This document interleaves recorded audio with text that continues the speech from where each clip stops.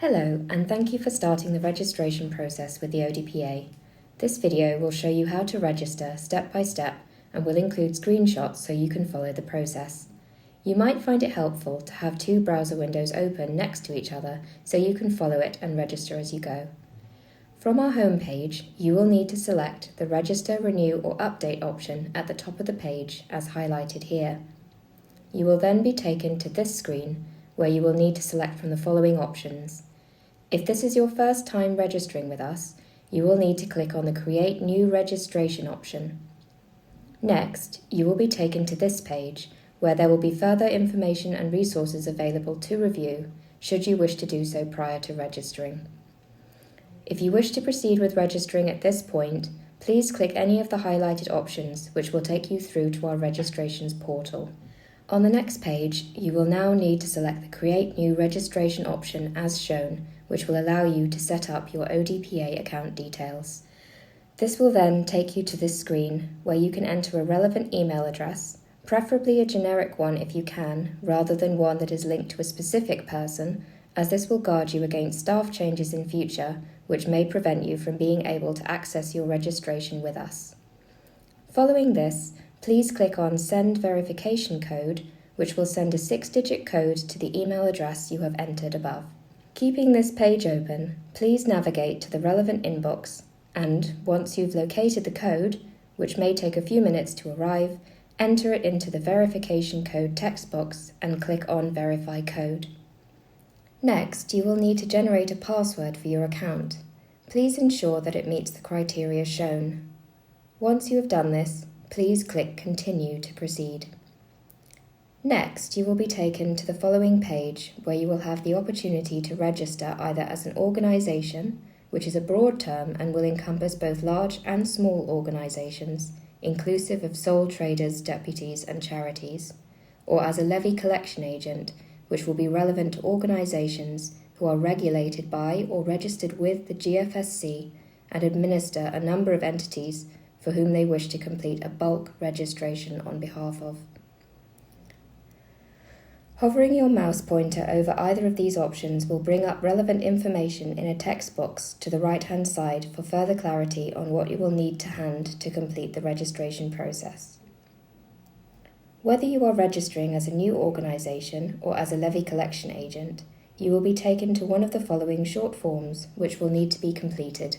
In the first section, you will be required to complete some basic contact details for the organisation. Please note, as highlighted above these text boxes, if you are a sole trader, please indicate both your own name and the name you are trading under in the format specified, if applicable. If you have selected registration as a levy collection agent, this section will also include a mandatory text box for your GFSC reference. In this next section, you will need to indicate if you are a controller, a processor, or both. You will be a controller if you decide what you do with any particular set of people's data and you define how that data is used. So the majority of people completing this form will fall into this category for at least some of what you do with people's data. You will be a processor if you perform certain tasks under instruction from another organisation. The key difference, if you are a processor, is that you are not the one making the decisions about what happens to a particular set of people's data, and you are instead working under instruction from that other organisation. You can be both a controller and a processor for different sets of data. For further information on how these roles differ, please feel free to listen to our Controllers versus Processors podcast, which will be linked to in the description of this video.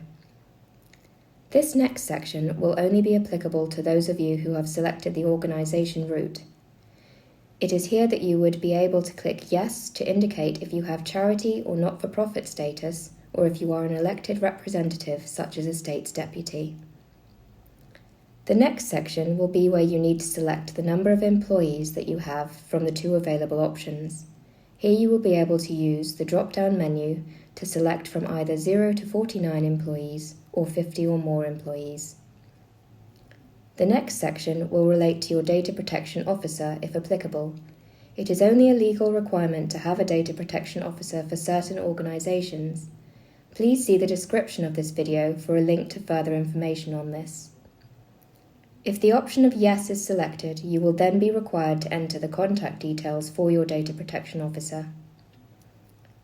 The next section on this page will only remain on the form if you have entered an address which is based outside of the bailiwick for your organisation.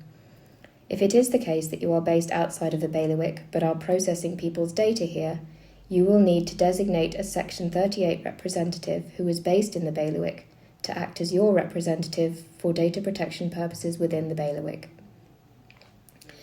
If this is applicable to you, you will need to indicate yes, and you will then be required to enter contact details for this representative. Next, if you have selected the levy collection agent route, you will need to declare the number of entities you are registering on behalf of in your capacity as a levy collection agent, and indicate that you understand that it is your legal responsibility to issue certificates of exemption to the organisations that you have declared. Once you have completed the form, you will be able to save your progress or save and continue to proceed to the next step. Once you have done this, you will be taken to a refreshed screen where you will see that a unique DPA reference has now been generated at the top of the form. To the right-hand side of the form, there will also be a calculation of the relevant fee now visible, if applicable.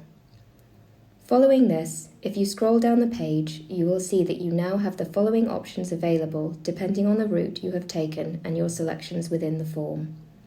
To complete your registration, please select either of the Submit options, which will then allow you to pay by card if applicable. Alternatively, if you are intending to pay your fee via another route, such as a bank transfer, then our payment details are visible on the invoice, which can also be generated here, and your payment can be subsequently linked up with your account, which will then complete your registration with us. Hopefully, you will have now completed the registration process.